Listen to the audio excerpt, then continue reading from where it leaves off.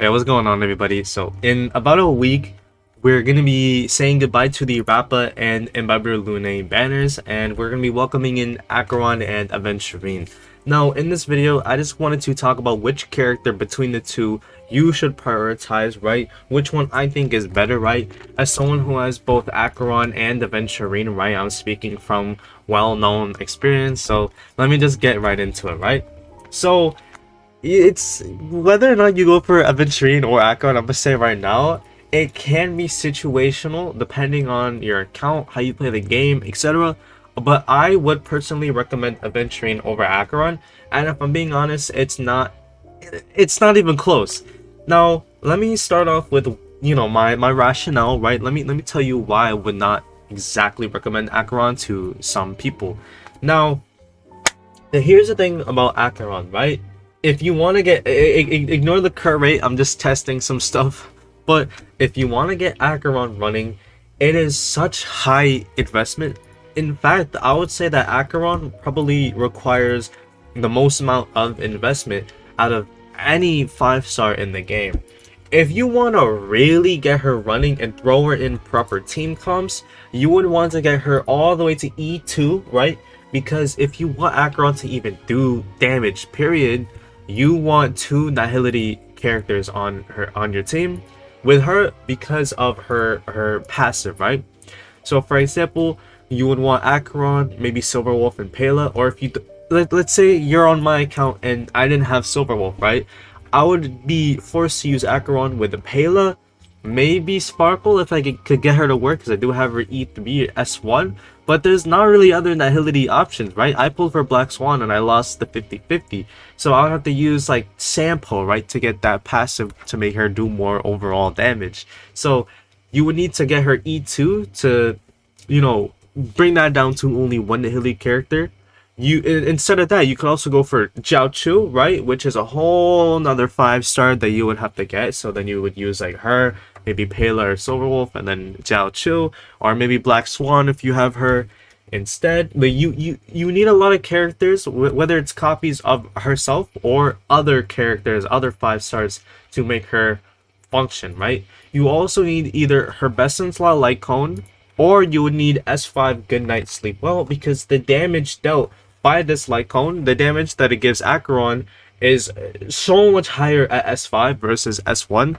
It's not even close, right? And all I have as a day one player, S1 Good Night Sleep Well. I don't have any other copies of this Light Cone, right? I pulled Welt's Light Cone, which was hype at first, but then I realized it is, for Acheron at least, literally just a downgrade of Good Night Sleep Well. So I still have to get either Acheron's Light Cone once, or 4 other copies of this Light Cone. So to get Acheron popping, you really need a lot of 5-stars. Acheron by herself is not gonna cut it.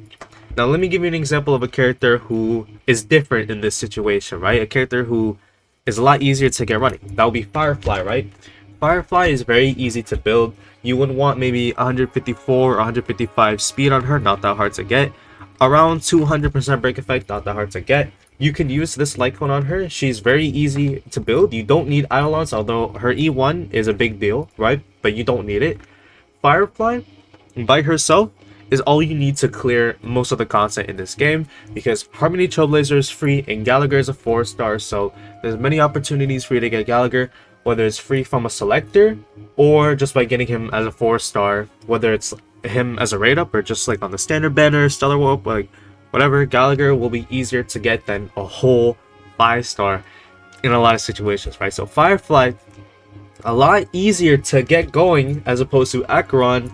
And Firefly I actually think is more comfy to play than Acheron, because, right, she's a break effect oriented, and the meta right now is just themed all around break effect. Acheron is still good, right? In some cases she might even be better than Firefly, but you need so much utility to get her running as opposed to Firefly, to the point where if you pulled for Imbibitor Lune or Rappa and you got like no pulls, then you get Acheron just by herself. She's not gonna be enough by herself. Like, Sure, she can do some damage, but she really needs other nihility units or other debuffers on her team to actually, you know, get her ult stacked more often. It takes a lot, a lot to get Acheron running, but the payoff is worth it. It's just a lot of effort. Now, Aventurine, on the other hand, the reason why I would recommend him more is because of how versatile he is. He is probably one of the most flexible units in this game, right? You could pair him with any team comp and make it work. He's best in slot sustain in almost every single team. For Firefly team comp, it would be Lingsha, obviously is the best sustain. Gallagher will be number 2, and Aventurine would be number 3, but in some cases I would actually use Aventurine over Firefly or over Gallagher for the Firefly team comp, like in Divergent Universe Protocol 6 or 7, right? When Gallagher's heals are just not going to be enough. Aventurine, I don't think he will ever get power crept, right? Stack 4,000 defense on him, stack some speed on him. It's all you need. In a lot of cases, I don't even use his skill because just his general shielding is all I need. Whether or not you want to go for a sub DPS build on him or just full shield, right? That depends on you personally. I tried both. I would go for full just shielding for the hard content as opposed to a sub DPS build, but maybe the sub DPS build could be decent in pure fiction. But Aventurine I would actually recommend over Acheron. Me personally, right? I would recommend you hear out some other people, some other sources on who is better between the two, who is more worth it. If you're gonna spend money, then you might as well just get both, or just get Acheron, Eidolons. But for people who don't want to do that, right, if you had to pick one, I would go with Aventurine, right?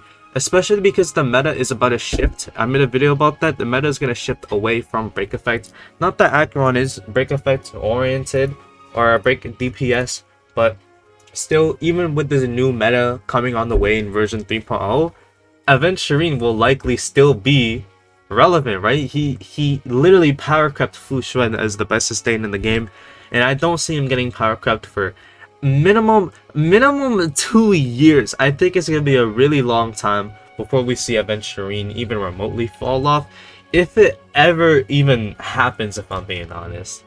But that's really about it, right? You know, if you think Acheron's hot or whatever, you can go for her. By herself, just her in Good Night Sleep while S1 can still do damage, don't get me wrong. It's just Aventurine, I think, is the better pick, right? More versatile, right? Especially if you already have some other DPSs like Firefly, Jing Liu.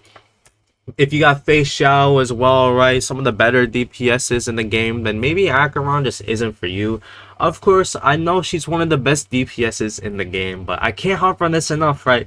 I just think Aventurine just absolutely insane, right?